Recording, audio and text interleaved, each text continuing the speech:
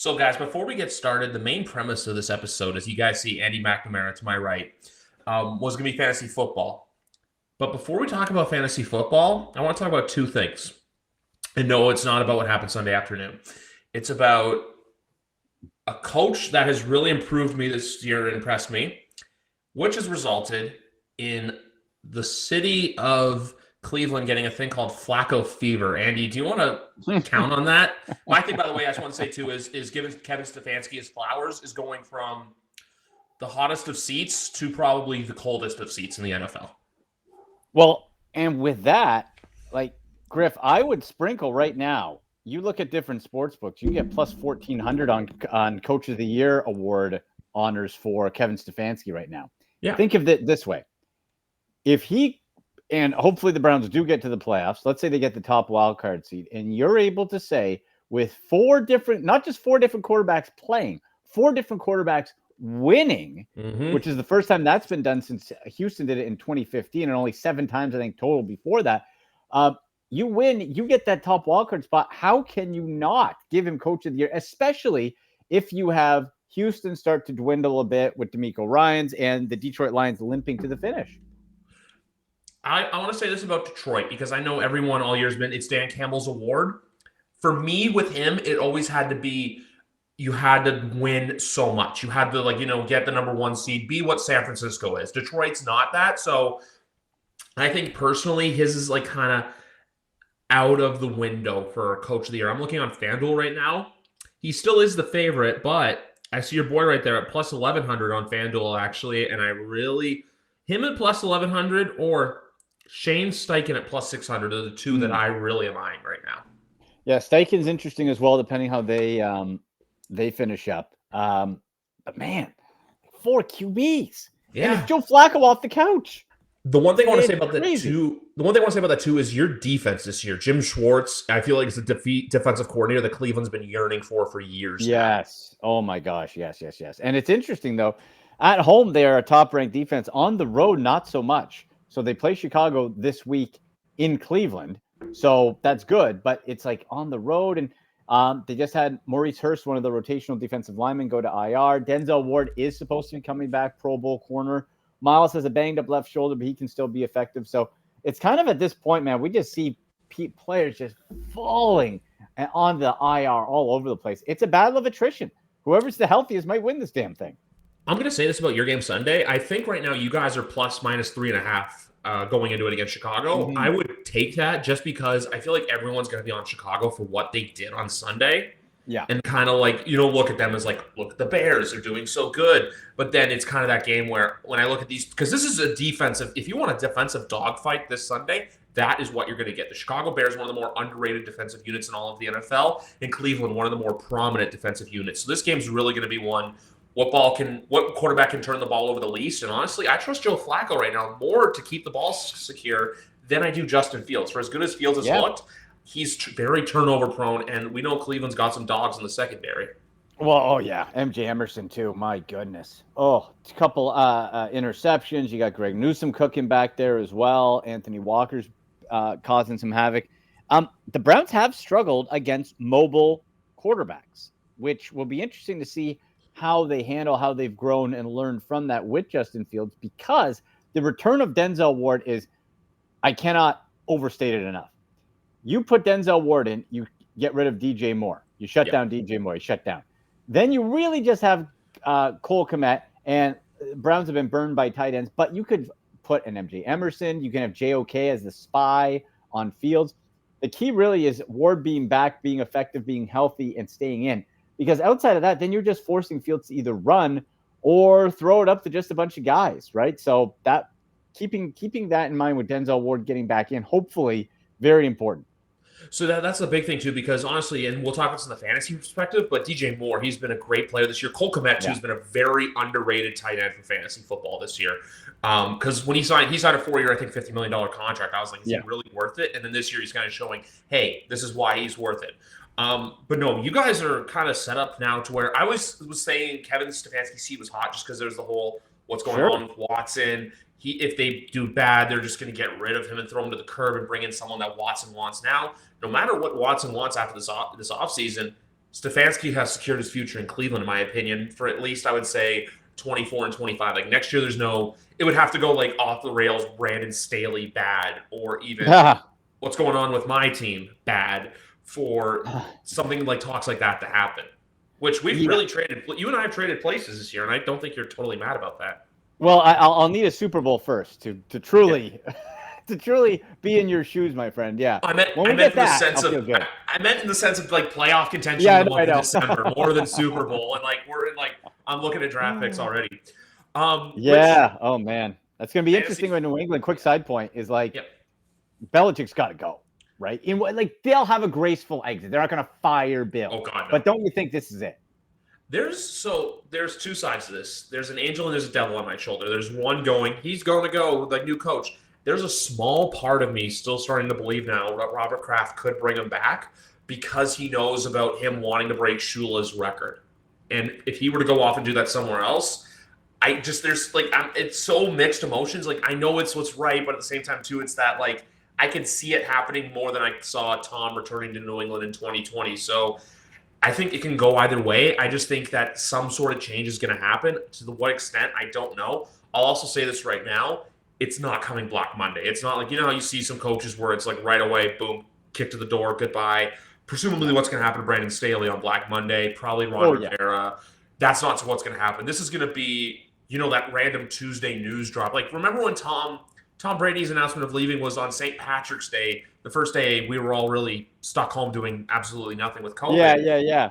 It's going to be something similar to that where it's like a random news bomb at like 11 o'clock on a Tuesday morning. Like maybe between, like I can see, I would take the week either between the Super Bowl and the Championship Sunday or the week of Championship Sunday, just so New England finds their way into the news spectrum, where it's kind of like you're in a bar, you're having a drink with your friend, and that loud drunk called the New England Patriots just walks in and is super obnoxious. That's how I see it playing down. Yeah. Well, and it will not be fired. It will be mutual parting of the ways. He's earned that. Like Belichick's attitude, leaves a lot to be desired. But come on. The thing is, though, he's got to win. He's old. He's like, what, 70, 71? 70. I think he's 72, and I think he'll be 73 before the start of next year. You got to win 10 games. If you went over the next 3 years, 10 games, you break the record. But you're in New England with this team. Like, is this, he could go. Like, I think Belichick will die on the field if given the choice. But at this rate, he's going to have to coach till he's 85.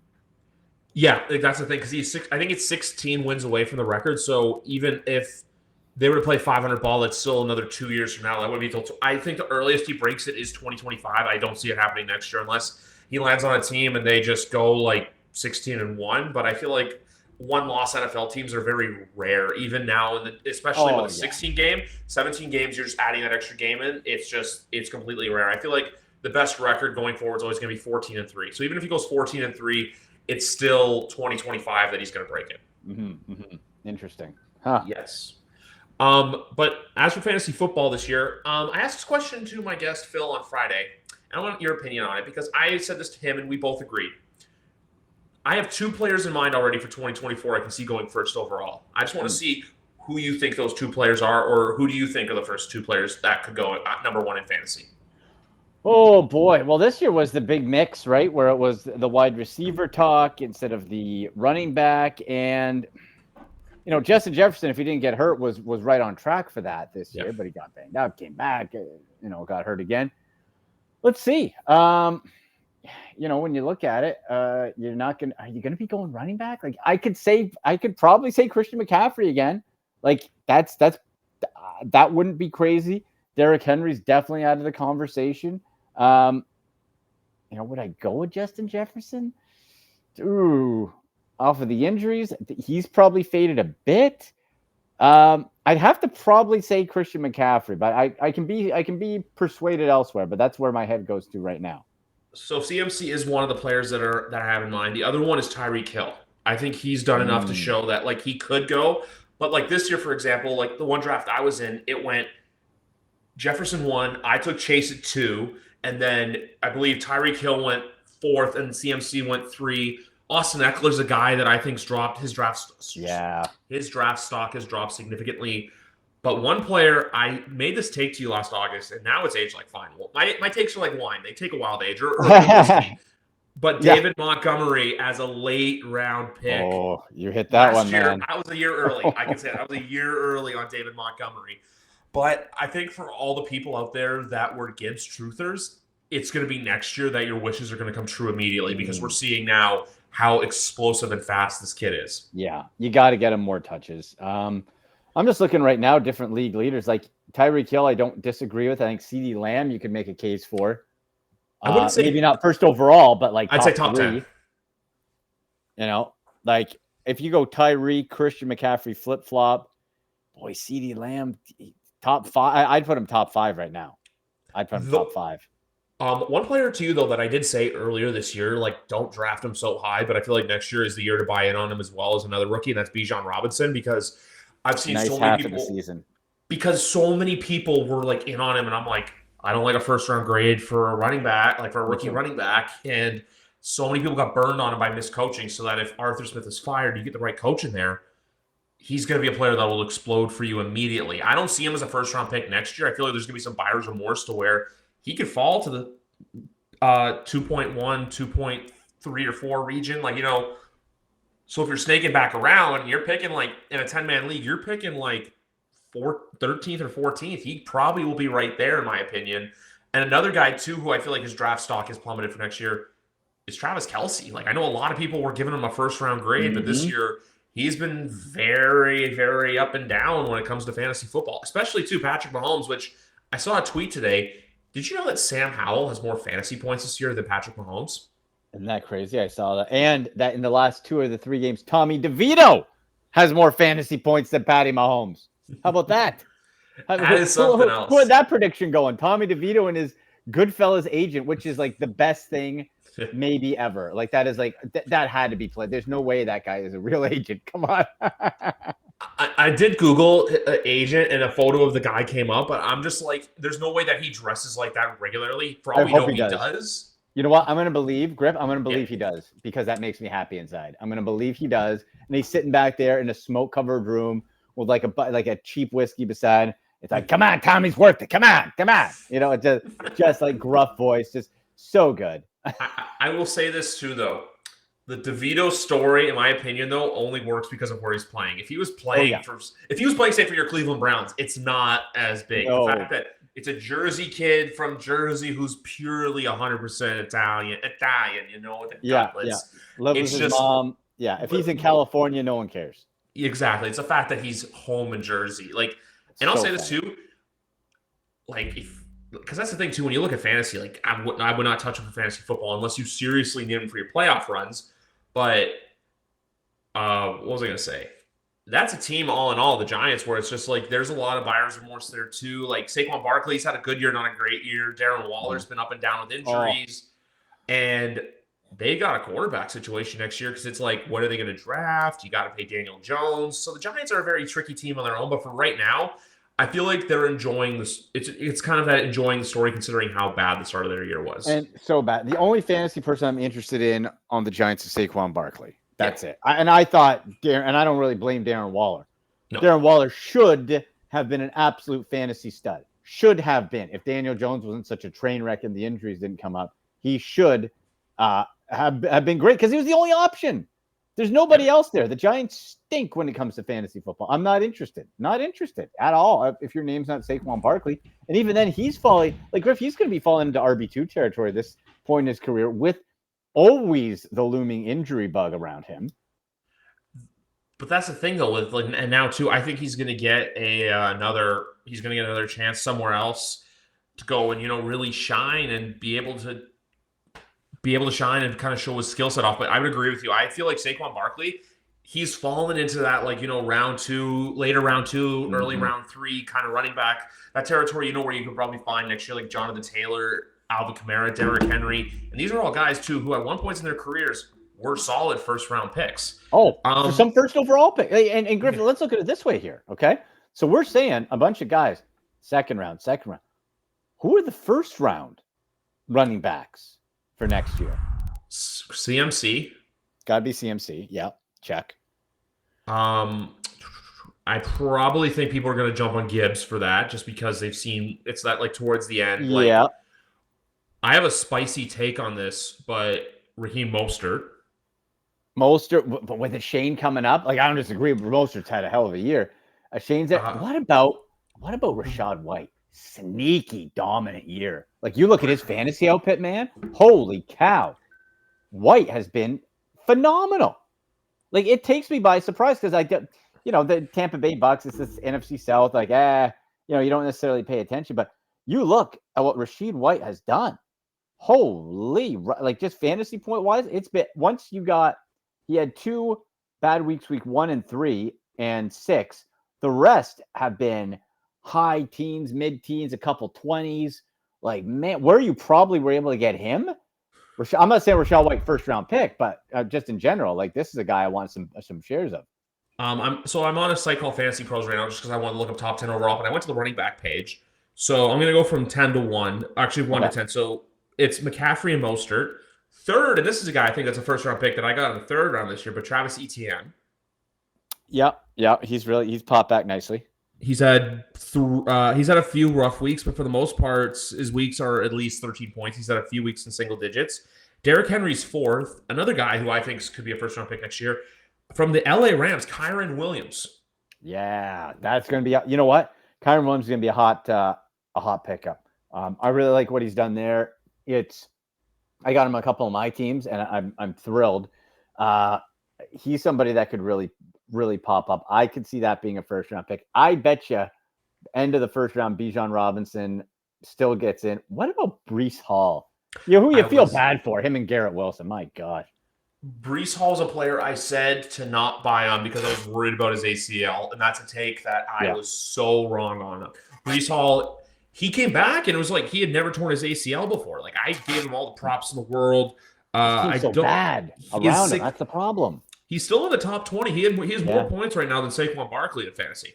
Like, imagine if he had a good offensive line. Like, this is, it's something where if the Jets make some dramatic changes at the O-line, which if you have Aaron Rodgers, you should, and get vastly better. Like Breece Hall's stock has to go up there, but you have him. Tony Pollard, I think really this was the year to discover what he is. And to me, this is a nice RB2, high RB2, not an RB1. One player I want to ask you about because it's close to home for you, but where do you place Nick Chubb for next year? Oh boy. I know. We know when he's healthy, that's a top dog right there. That's a first round pick. Now the trouble is he had to have the MCL surgery, then the ACL surgery. So he's had 2. So he will be back in 2024. They said we'll be back for it at some point in the 2024 season. We don't know when that is. Now we know Nick Chubb is a physical freak. Will be training his butt off. Is still in the facility and around the team every day. Doesn't take a day off. Phenomenal. So I feel when he comes back, he should be rebuilt and great. But when does that happen? When, is it week 2? Is it week 3? Is it 5? Like that's going to knock him down a bit. So until we get clarity on that, it's tough. If you were to wave your one and say, hey, he's good to go for next year and he's back with the surgeries, I'd take him at the back end of a first round. I would, you know what? That's still potential. I know a lot of people got burned on it this year with Travis Kelce, who I was looking at tight ends. It's weird. He's still number 1 overall for points. But with Nick Chubb, I completely agree with you. If you have him there in the back of half of the first round, like if you're 6th, 7th, 8th overall, and he's right there for the taking, I don't think there's buyer's remorse there. I think it could be, oh, hey, you could have had player X over him, but it's just the big potential is just too strong to pass on for a running back like Nick Chubb. Because like you said, he's fully healthy. He's that kind of guy that will potentially win you a championship. Yeah. He's that good of a player. And we'll have to withhold our full sort of judgment on that until we get more clarification on a likely return date. That's exactly it. Back in the summer. Well, once we're hitting July, we should have a ballpark. And once we get that, then we can make a better decision, I think, on. But you're right. Yeah. If he's there or like, hey, he'll start week 2, back end of first round. Exactly. And then with the tight end market, so a take that I had for you that's come true because I'm looking at the stats right now is that George Kittle is tight end 2. I said that in August. I'm like, he's going to be tight end 2 in fantasy, and he is there right now. He's only 3.3. So Travis Kelce is 117.6. Kittle is 117.3. So they both average about 9 points a game for fantasy football. But those aren't the players I want to talk about. There's a player that has cracked the top 10 that has really been booming lately and had a really good game on Sunday. And you're going to love this because it's your boy, David Njoku. Oof. 2 tutties. Now, he had drop problems. He got the yips for a couple of weeks, though. And Njoku's 21 points on Sunday. Oh, I know. Believe me, him and Flacco. Let's go. Right? Like I'm thrilled. My question is for Njoku, he has taken steps forward, which is good. He's been in the league since he was 20 years old, and he's like 26, 27 now. So he's just like in reaching his prime now as a tight end, really traditionally. And there's still more to take. Has some drop issues sometimes, but you saw the stiff arm. This was just a physical freak. I love it. He's somebody where I think his value has gone up from where it was last year, but he's still not consistent enough. And really, it depends. Like for the Browns next year, you have to restart again with Deshaun Watson, but quick side note, I don't want to hear any more of this rust crap out of Deshaun Watson camp. Joe Flacco got off his couch, hadn't played since the Jets in 11 months. That dude looked phenomenal. Okay? Looked great. No more rust excuse, Deshaun. Okay? Get up, get moving. Let's go. I love the enthusiasm. No more rust excuses. No. But I'm also to another tight end that has really impressed me this year as well is Sam Laporta's low-hanging fruit, Trey McBride. Well, say it again. Trey Sam McBride from Arizona. I was like McBride. Sam Laporta is low-hanging fruit to say. He's tight end 4. He's tight end 4 right behind Hawkinson right now. But Trey McBride's tight end 12. So if you want to wait and draft a solid tight end later in your draft next year, and also I say this because I think Kyler is going to be the quarterback in Arizona next year. I don't think they're moving on from him. Trey McBride right there, probably still there in rounds like 8, 9, and 10 when stuff starts to kind of dwindle down because he's that player that only like the real football guy is going to look at and go, this. Some people are going to see Trey McBride in Arizona and go, but then we see this year where it's like he's really forming into himself, which got, I'm pretty sure football future Hall of Famer Zach Ertz waived by the Cardinals. Yeah, right. McBride, the numbers don't lie. And yeah, if something weird happens and Murray doesn't go back, whatever, then you kind of could reassess. But as far as tight end goes, we know there's not many options, right? So unless you want to go the TE0 route and you're streaming tight ends each week, which is a disaster and super stressful. Don't put yourself through that. Yeah, don't do that. Don't stream. No, like you gotta look at the top guys. You're gonna have to reach for Travis Kelce if you want him. TJ Hawkinson's right up there. Sam Laporta, godsend. Kittle with the injuries always spooks me a little bit. Like personally, I try not to draft Kittle. It just drives me nuts. High risk, high reward. Yeah. And like then Trey McBride, and I think too, like if you stick with if the Bears stick with Justin Fields, which is not a sure thing, they could trade him, whatever. You got to look at Cole Kmet as well. Like again, this is the frustrating part. You have a guy who we're like, this guy's doing great, but let's count still. 1, 2, 3, 4, 5, 6, 7 single-digit fantasy point weeks. And he's still one of the better fantasy tight ends because of the pop weeks. So that's what's so frustrating about it. That's why a guy like Trey McBride, you're right, is sneaky consistent. Even if you're getting me 11 fantasy points, if you're getting me consistent double-digit every week, double-digit, I'll take it over these big spikes. That's it. You want consistency because obviously certain players are going to pop, like how Evan Ingram and David Njoku popped this week. But if you look at Njoku, like I'm not saying like, hey, go get him as like your tight end 3 or 4. No, but like David Njoku, Trey McBride, Jake Ferguson. Actually, maybe not next year for Jake Ferguson, but like a Cole Kmet, Njoku, Trey McBride, even to a guy like a Dalton Kincaid. They're those guys that are going to be there. Like I say, like what I always like to talk about where I feel like you win is that meat and potatoes 6th, 7th, 8th, 9th, 10th round picks. Those are guys that are going to be there. Sometimes some people may take them. But then again, with tight end, you can't freak out because that's a one position. I feel like Travis Kelce and Kittle always go about 3rd or 4th round. Sometimes 1st or 2nd, depending on where you're drafting and how many people are in your league. But tight end, I feel like I've had years like where I take Mark Andrews, for example, in like the 4th or the 5th round, and then people see, oh, hey, good tight end's gone, and then you start freaking, and then it just kind of has a run on tight end because people are like crap, all the good guys are gone, so we got to go and panic. Meanwhile, you sit back, you do some research. I'm not saying like study this for like an exam, but at the same time too, you want to be that guy that's not winning, the toilet bowl, or I'm blanking on the title from the league. You don't want to be in that position. Sacko. So Yeah. you don't want the Sacko. Yeah. That's the thing. How to avoid the Sacko is basically what we can call this podcast. Yeah, exactly. You know, it's one guy, and it's not sexy, but it's that consistent. And I feel he's not quite there, but close. Cade Otton of the Buccaneers. Look at this guy. Like, Griff, he's getting you 8 to 10 fantasy points average a week with some spikes, with a couple dips, but more often than not, he's right around that 8 to 10 mark. So that's almost at the cusp where I was saying, if he would be able to up that a bit, just to that 10 mark, you have a nice steady, you get him like at the end of the draft, you're not spent, and you got a decent tight end that you can set and forget, and you stack up elsewhere. Somebody I want to keep my eye on. Yeah, it's kind of those like long reaches that like it's not so much high risk, high reward, but you know that it's like low risk. Because if worst case scenario, if they flake out or if they're not that good, you can always just go and like, guys will come and pop out of nowhere. Guys will get you excited, kind of like next year to a guy to kind of watch where he goes to the right situation is a Brock Bowers from Georgia. He's gonna be a stud. I just have worries with tight ends in their first years just because I feel like how everyone thought Kyle Pitts was gonna pop and he hasn't really popped.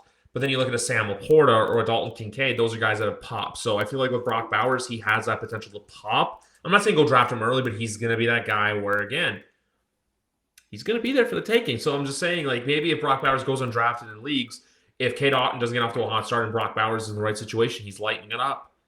You go and grab him. I wonder if we'll see people reach a bit more on rookie tight ends because of Sam Laporta and Dalton Kincaid, which I still feel is the exception to the norm, but for the right talent and the right spot, it might not be. Like Sam Laporta was in a perfect position in Detroit. So it really depends where guys like that go, of course. But I wonder if there'll be a trend on reaching a bit because Sam Laporta, Kincaid, I don't know. It's basically this. Did they go to Iowa? Yes or no? Are they playing for Are they playing for Arthur Smith? Yes or no? And then that's where you decide. If they went to Iowa, you take them. Or if they didn't play if they're not playing for Arthur Smith, you draft them. If they are Arthur Smith, avoid it like the plague. Even though I assume with the Falcons do miss the playoffs, Smith is gone. So I hope so.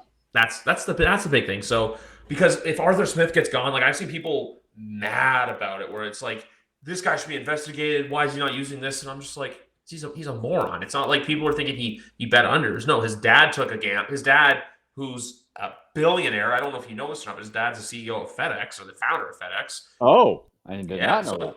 It's like the lease with Brad Treliving. Arthur Smith's dad is the founder of FedEx. So Arthur Smith doesn't have to work. It's just he loves the game of football so much that he's a football coach. It's kind of like Brad Treliving. He's not good at it.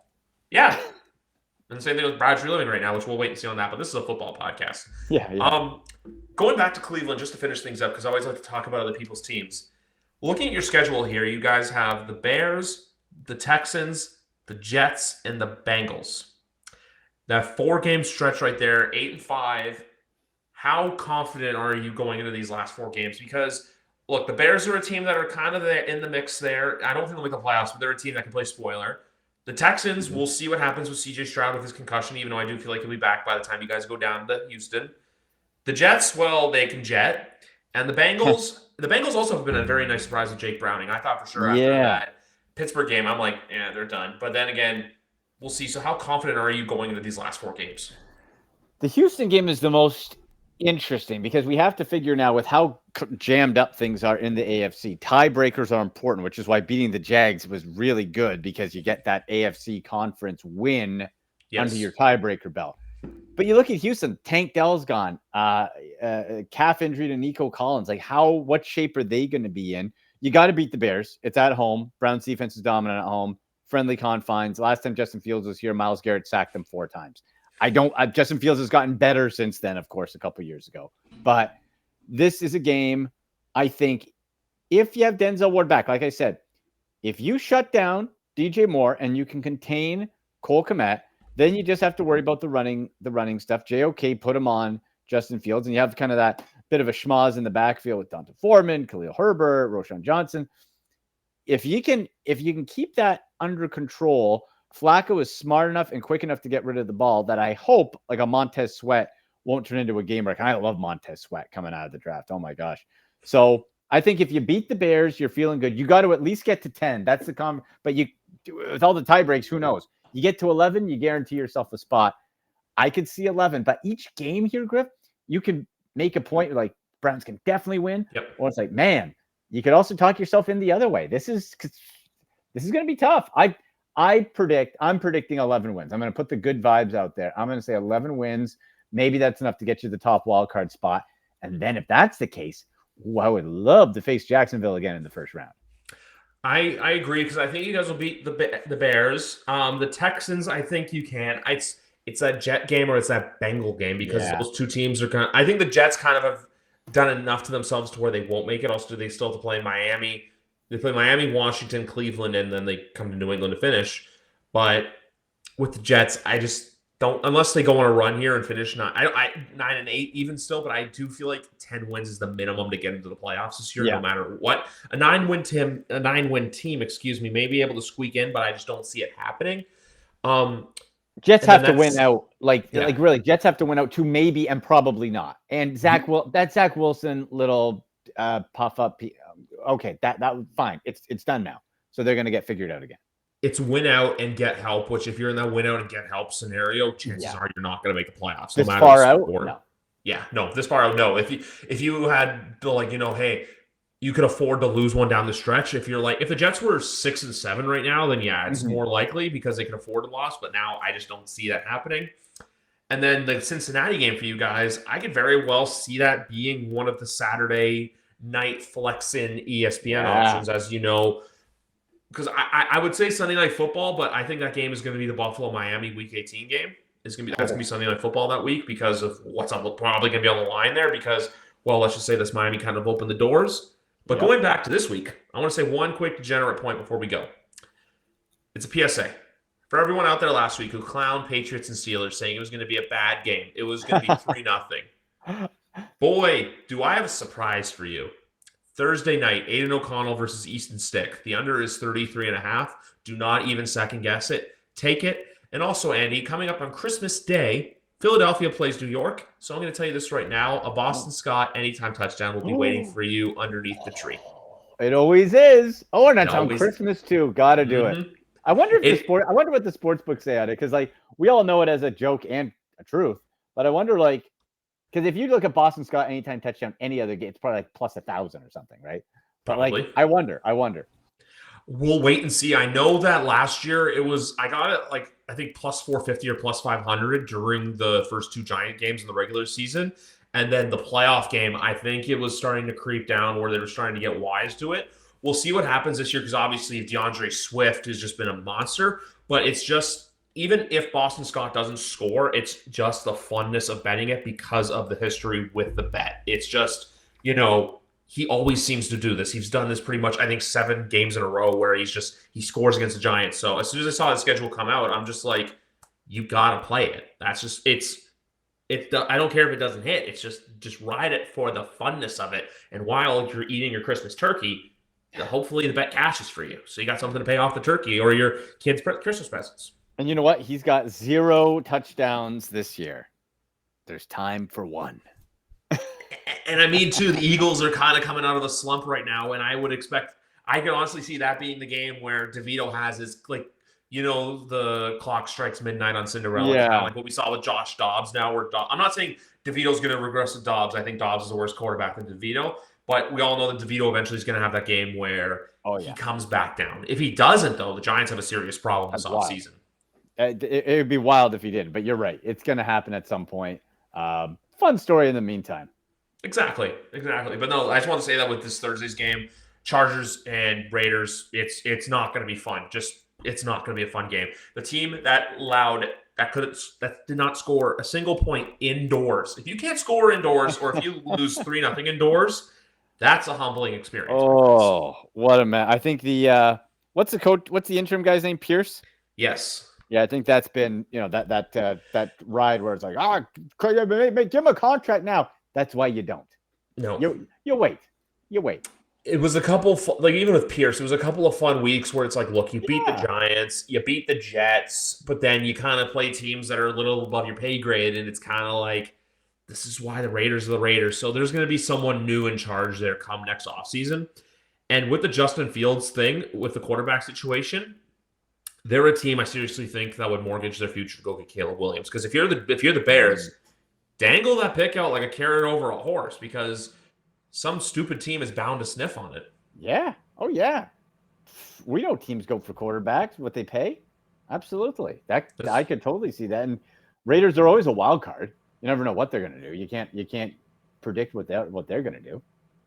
Exactly, because even the other thing too is my other dream scenario is that the Bears draft Marvin Harrison number 1 overall, and then if he goes out, apparently he's being offered like 20 mil nil NIL. He's coming out. I can't see a world where he's that serious about staying back to beat Michigan. I just feel like the NFL. I know college money's tempting, but I feel like the NFL is it's the NFL, to where it's like. Mm-hmm. He's going to have that decision, where they come out with that long paragraph. It's like, I want to thank everyone. I'm declaring a Bible verse under the bottom. I feel like that Instagram post is coming within like the next month. Yeah, John 3:16 at the end. Yeah. Yeah, or like Psalms 21 or something like that. Yeah, it's like, yeah, guy, take your mills. Come on. Exactly. But anyway, Andy, want to wish you and yours happy holidays, Merry Christmas, too, Happy brother. New Year's. Merry Christmas. You know what, guys? It's that time of the year. If you guys didn't see too, we got the nice little Christmas fonts. They will be here for the next couple weeks. We have Week 15 preview coming up tomorrow night. But this has been episode 267. As you guys know, the road to 300 is continuing. So for myself and Andy McNamara, hopefully you guys win your fantasy football championships.